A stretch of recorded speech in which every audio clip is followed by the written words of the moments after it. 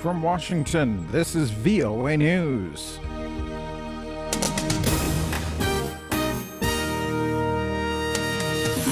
Pakistan registers a protest with the U.S. against the death of a Pakistani Taliban leader. Kidnapped French journalists are confirmed dead in Mali. I'm Vincent Bruce reporting from Washington. Pakistan has summoned the U.S. ambassador to register a strong protest against the killing of Pakistani Taliban leader Hakimullah Mehsud in a U.S. drone strike.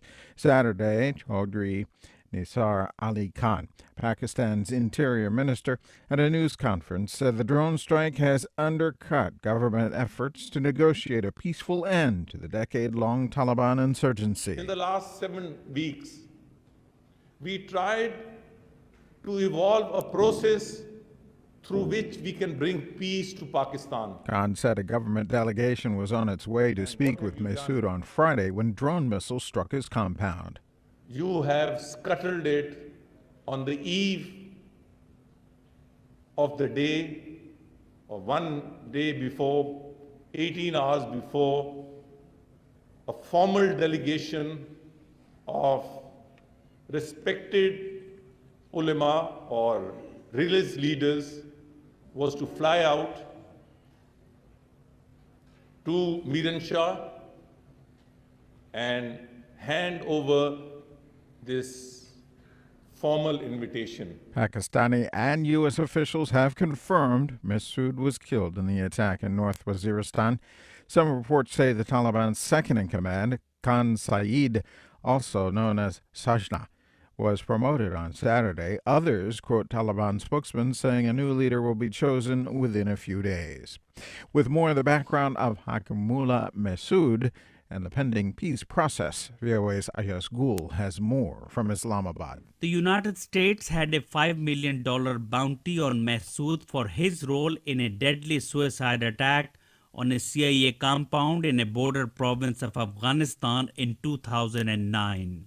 The 34-year-old leader had taken over the banned militant group Tehreek-e-Taliban Pakistan in 2009 when its previous head was killed also by a U.S. drone strike the same year. Khan said he repeatedly warned the American ambassador in recent weeks that drone strikes should not target Taliban leaders, while the newly elected government of Prime Minister Nawaz Sharif is attempting to engage in peace talks with Taliban extremists. Ayaz Gul for VOA News, Islamabad. More details at voanews.com. French President François Hollande called the killing of 2 French journalists in the northern Mali city of Kidal despicable and expressed indignation Saturday. Their deaths were confirmed by the French Foreign Ministry. A VOA reporter in Kidal said French troops and helicopters had launched a search for the abductors. The male and female journalists who worked for Radio France Internationale had been kidnapped by unidentified gunmen shortly after they finished interviewing an official with the National Movement for the Liberation of Azawad, the separatist group in the city of Kidal. Chinese state media are releasing more details about what they say was a terrorist attack in Tiananmen Square, carried out by militant Uyghurs this past Monday. China Central Television says 8 Islamist separatists from Xinjiang province had been planning the attack in Beijing for more than a month and had accumulated more than $6,500 in funds to support their plot.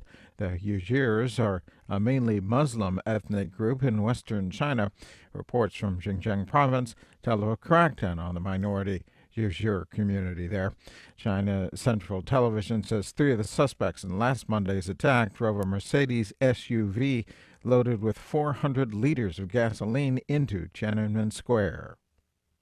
Los Angeles International Airport has reopened the terminal where a gunman killed a federal security officer Friday. Authorities continue to seek a motive for Friday's shooting, in which a federal security agent was killed and at least 2 other officers were wounded. Officials say the man who opened fire at the airport with a semi-automatic rifle was carrying a note saying he wanted to kill members of the Transportation Security Administration. They say the note indicated he had no interest in hurting, quote, innocent people. Officials in Niger report over 120 migrants were caught Saturday as they attempted to cross the desert to Algeria. Niger authorities say 127 migrants and 5 vehicles were caught just days after the bodies of 92 migrants trying a similar trip were found, having died of thirst. Officials say the migrants caught Saturday were leaving the northern town of Arlit. The head of an NGO in Arlit said authorities freed the migrants who were from the town, while those from other parts of the country were sent back to their places of origin. In Australia, parts of a New South Wales capital, Sydney, were shrouded in a thick haze Saturday, smoke coming from fires in the Hawkesbury and Blue Mountains area. All the latest news at voanews.com, 24 hours a day. I'm Vincent Bruce, VOA News.